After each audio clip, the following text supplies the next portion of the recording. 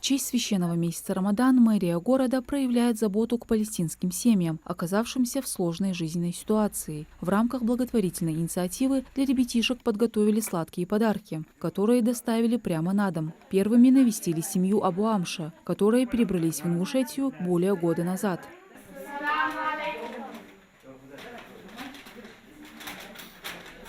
В семье 8 детей, младшему из которых всего несколько месяцев. Кормилец Абу Амша остался в секторе Газа. Несмотря на сложности, которые пережили эти маленькие дети, они остаются открытыми к общению, радуются жизни и вниманию.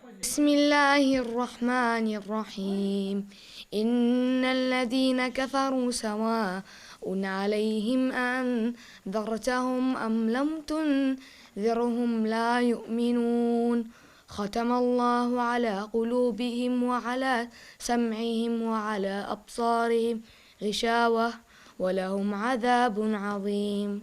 Это не просто благотворительная акция. В первую очередь это проявление милосердия, знак поддержки и стремления разделить трудности с теми, кто нуждается в помощи.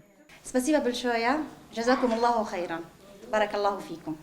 Теплый прием гостям оказала и вторая семья Абу Амша, которые живут по соседству. Здесь 4 детей, 3 из которых школьники. Ребята сразу принялись за распаковку. Да? Что еще есть?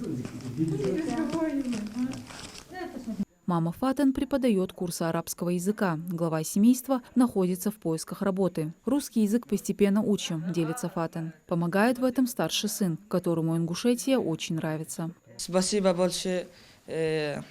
Ингушетия, Шишан, Магаз, Россия. Все я сказал спасибо большое. Мэрия города Назрани, организуя эту акцию, подает пример человечности. Внимание палестинским семьям в этот священный для мусульман месяц – это вклад в мирное будущее, в котором каждый человек, независимо от происхождения и обстоятельств, может чувствовать себя защищенным и поддержанным. Все эти акции проводятся по поручению Руслана Азоева, зачастую это внебюджетные источники.